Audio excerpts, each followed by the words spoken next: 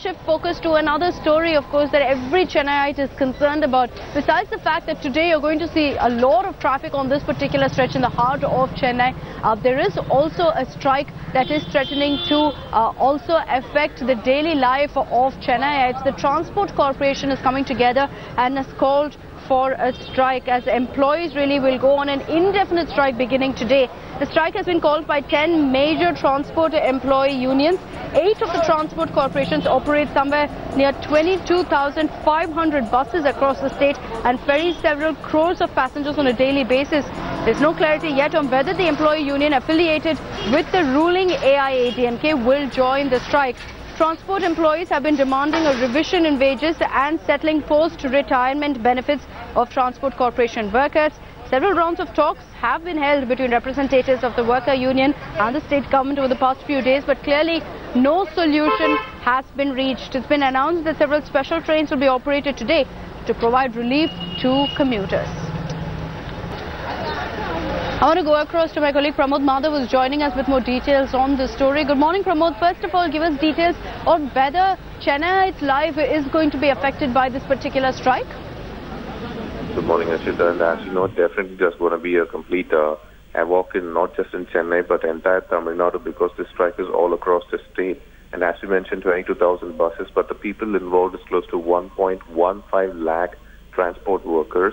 And as you mentioned, this AIADMK's trade union called ATP is not participating in the strike, but other people, close to 80% of the transport union workers, are definitely participating in it. When we ask them, they are giving us a response stating that this is not an emergency or a sudden decision, but they've been fighting with the government for almost a week now, and they say that from their part, this thing happened because for almost 3 years now they've been fighting to get back their PF, ECI, pension and everything like that, but nothing has been given to them. Imagine the amount to be close to 7,000 crores, and the minister started with a negotiation to release 500 crores, and they have come up to almost 1,250 crores.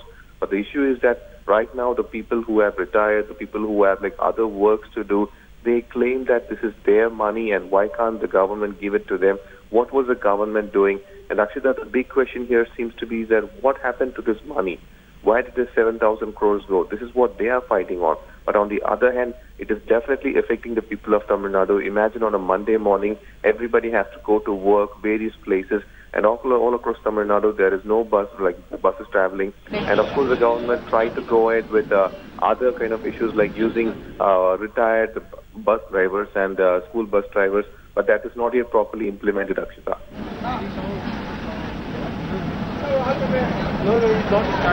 All right, Pramod, thanks for joining us with those details. It will close track on that story because the lives of several Chennaiites as well as people across Tamil Nadu is going to be completely thrown out of gear because of this particular strike. There have been so many questions about whether there's a lack of governance in the state of Tamil Nadu, and it's these kind of instances, it's these kind of incidents that the government has failed to clamp down upon that's led to so many questions being posed against the EPS government.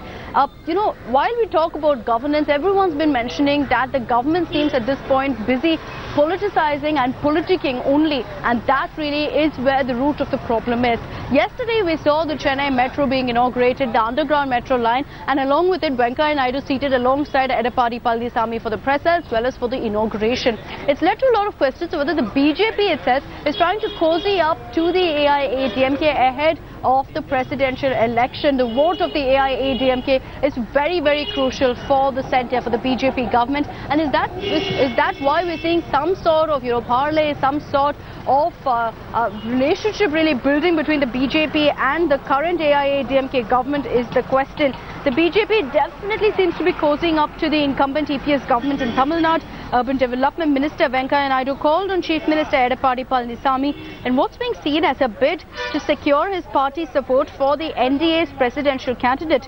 Remember, the EPS camp enjoys support of a majority of 122 members in the State Assembly. Additionally, several MPs in both houses also back the EPS camp. In fact, the opposition camp is also firming up efforts to elect a consensus candidate for the president's post.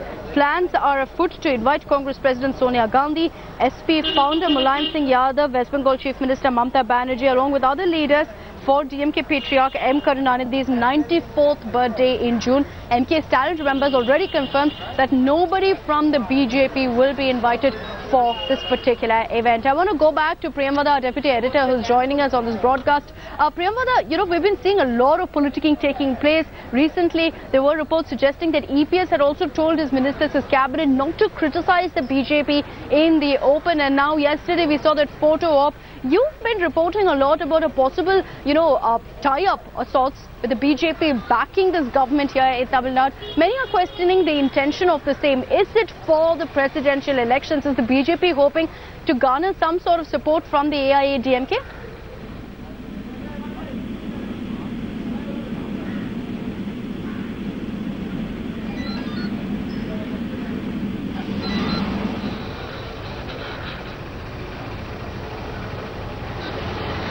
Priyamvada, can you hear me?